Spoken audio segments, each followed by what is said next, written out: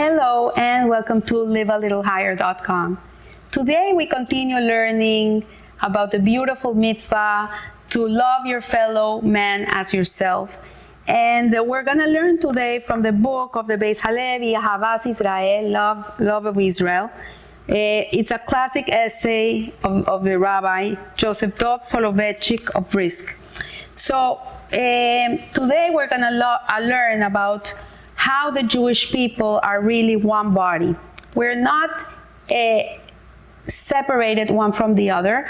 What happens to one of us has to do with all of us. And we're one organism, we're one entity. Although we seem that we're individual, in reality, we are one. There's some Jews that are head, there's some Jews that are eyes, there's some Jews that are the mouth, other Jews are the body, others are the legs, the hands. So you have all types of Jews, all types of colors, all types of nationalities and ethnicities. A Jew is not a particular religion. It's not a religion, actually. It's actually a relationship with Hashem, and we all come from the same God, and we're one. And all humanity comes from the same God. But the Jewish people in particular, we are considered like a one person. So in the waning years of Tsarist Russia, there was a trial that shocked the Jewish world, and there was a Jewish handyman. His name was Mendel Beilus, and he sadly was falsely accused of murdering a Russian child to use his blood for baking matzot. And so this libel has been going for many years, that the Jews kill children for the matzot of Pesach. A lot of anti-Semitism has come from this. A lot of Jew hatred and horrible things that happened to the Jewish people because of this libel that went out, which is ridiculous because Jewish people are commanded not to eat blood. We cannot even suck a finger if it's bleeding. So it's ridiculous. But anyways, this is something that was going on then, and it still goes on today in different ways. They invent stories about us to make us look as evil people. So the Gerer Rebbe, Rabbi Avraham Mordechai, summoned many brilliant Tolar scholars and assigned them to formulate responses to the anticipated accusations. To Rav Meir Shapiro, the Gerer Rebbe assigned the Talmud's interpretation of the verse that says of Israel, Adam Ahem. You, the Jewish people, are considered Adam, literally a human, and in contradiction to an animal. Meaning that Jews are held to a higher standard and should not act like beasts. So what it's saying here is that there's a deeper lesson in this verse, and it's that, yes, you hear that the Jewish people are the chosen people, right? And there's a lot of problems with that. Many people don't like it. But in reality, it's a question. What does it really mean to be the chosen people? Chosen for what? And in reality, Hashem, He offered the Torah to every nation before He offered to the Jewish people, and every nation didn't want it. What can we do? No, you cannot kill. No, I don't want it. No, you cannot be adulterous. No, we don't want it. No, you cannot steal. No, we don't want it. And the Jewish people came, and Hashem asked them, I want to give you a Torah. And they says, well, okay, Nased Benishma, we will learn and we will do. We didn't say, okay, we won't do this, we don't want it. We just said, okay, we will learn and we will do. So, in reality, it was meant for the Jewish people, but it doesn't mean that Hashem didn't offer it to the rest of the nations. Until today, people can live in a way in which they live like a human. There's the 7 Noahide laws that are given to the rest of the nations, in which we have to keep 613 mitzvot, and the rest of the world has to keep 7 mitzvot, and they're as good as a Jew, or even better. So being the chosen people doesn't mean really that you're the best, that you're you're on top of the world. This is not what it means. What it means is that the chosen people have a guidebook, have a Torah, have the code of moral and ethical behavior, to live as a human being and not as a beast. And we are the big brother of the world, and we have to be that light. We have to be that example of how people should conduct themselves in their lives.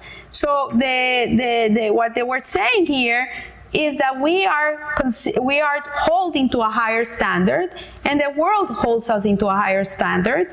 And when they see things they don't like, who pays? And we pay very hard. So the sages see a deeper lesson in this verse. They expound that Jews are regarded as Adam because we have this let's call it this accountability, this responsibility. We are held to a higher level, okay? And so Rav Shapiro explained that the word Adam is the singular and it has no plural. It means that all Jews, wherever they are like organs of a single person, not separate, unrelated individuals. When a Jew in Russia is falsely accused of murder and put on trial, that can cost him his life. Jews living in a security thousands of miles away share the pain. And whatever their citizenship, when a man breaks his leg, his whole body suffers. So for example, if God forbid I cut my hand, my whole body suffers. It starts hurting everywhere. And so this is what a Jew is. A Jew is a whole body. And when Mendel Belus is threatened with death, every Jew stands in the dock with him.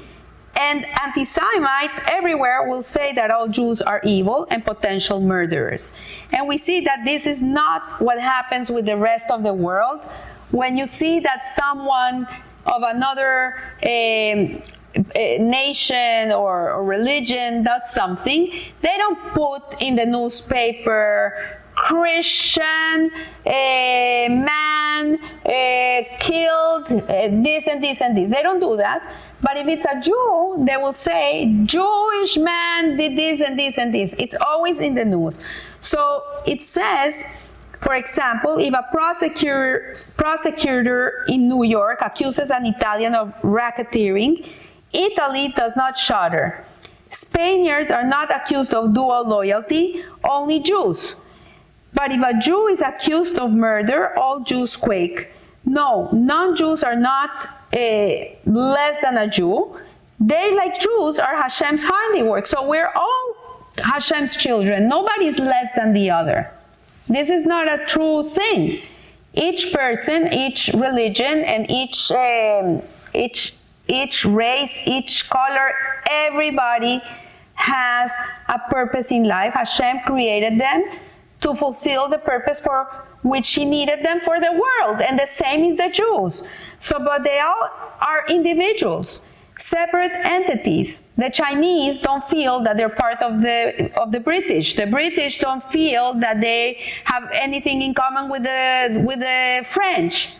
It's different everything. But a Jew, no matter where he comes from, he's part of the family. This is something incredible. There's a story that I read or heard in Stories to Inspire of a man that came to America to raise money to be able to marry off his daughter. And he ended up staying in the house of somebody in South Beach in Miami for a week, raising the money to be able to marry his daughter. This was before Zelle and before being able to transfer funds from one bank account to another. People had to travel and raise the money and come with the cash. And this man stayed in this house for a week.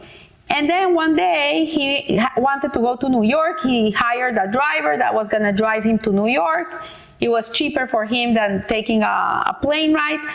And when the driver is going through I-95 in North Carolina, the speed limit it went down less than what it was in Florida. And then the guy didn't realize it's 10 miles less, but he kept speeding at the way he was going. And suddenly the policeman came and they stopped him. And they see this man with all this money, cash, and they said, where are you going? He thought he had stolen a bank. And so the man told him, look, no, I'm going to New York because I'm from Israel. My daughter's getting married. I'm raising money to be able to pay off for the wedding. So I came to America, and I've been going from city to city raising the funds to be able to have a wedding. So the policeman, he's like, this sounds such a weird story. Like, really? Who goes place to place to raise money for a wedding? Nobody does this. So he says, and where were you before? He says, well, I was in the house of such and such for a week. Who is he? I don't know. They just put me in his house. Do you know him? No, I really don't know him. How did you end up there? No, my cousin, he knows him. He called him. He hosted me. I don't believe you. They take them to the police station. The policeman calls this guy.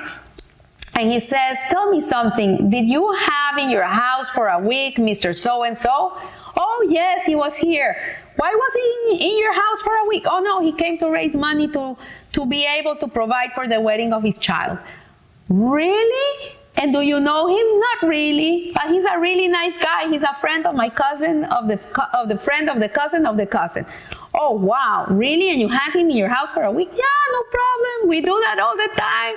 So the policeman at the end, he looked at the guy and he says, how blessed you are that you have such a family. Really, this is the problem. The Jewish people are a family. Wherever you are, wherever you go, you need somewhere to stay. You need a meal. You need a Shabbat help for something. There's always a Jew that is willing to open their home, give you food, take care of you, even if they don't know you. So this is the inner meaning of the commandment to love our fellow Jew like ourselves. And they're not merely fellow citizens, but fellow organs of an entity called Israel. And it says here, beginning with this definition of our identity, let us delve into the commandment of love your fellow Jew as you love yourself. What is the nature of this love? How can one express it, and how does one acquire it? And so this is going to take us a long time to learn, but basically is that when you deal with a fellow Jew, you have to look at him and say, you know what? We share a commonality. He's my brother. He's my sister. She's my sister. We're not estranged. It's not that we don't know each other. We met each other. We all came together at Mount Sinai 25,000 years ago, 2,500 years ago. We were all one. The heart was beating as one when we received that Torah. And there's a story of the famous Arizal, Rabbi Yitzhak Luria of blessed memory, that it says that in one Yom Kippur, he was doing the prayers of hatati, of hitting himself and asking forgiveness to God. And he was really into them, and he was asking forgiveness, hatati. And a Jew was looking at him and says, like, why is he asking so much forgiveness? He's a holy man. What did he do? Hasn't done anything. He's a holy man. So when the service ended, he went up to him and says, I'm sorry to ask, but I want to understand, why were you so fervent in your supplication for forgiveness if you don't sin? And he says, I did it because I do sin. And he looked at him, he said, how do you sin? You don't even have time to sin. He says, no, because when one Jew misbehaves, it's like we all misbehave. It affects all the body. So the Jewish people are interlinked. We're one chain. And we're as strong as the weakest link. And when a Jew does an Avera, or does something wrong, we all go down. And when a Jew does something wonderful, we all go up. So we have to remember this, that we are not separate entities. We might look like separate entities, but in the essence, we are all one. We come from the one light. And that's what we have to remember. So I want to wish you a blessed week, and remember, live a little higher. Thank you.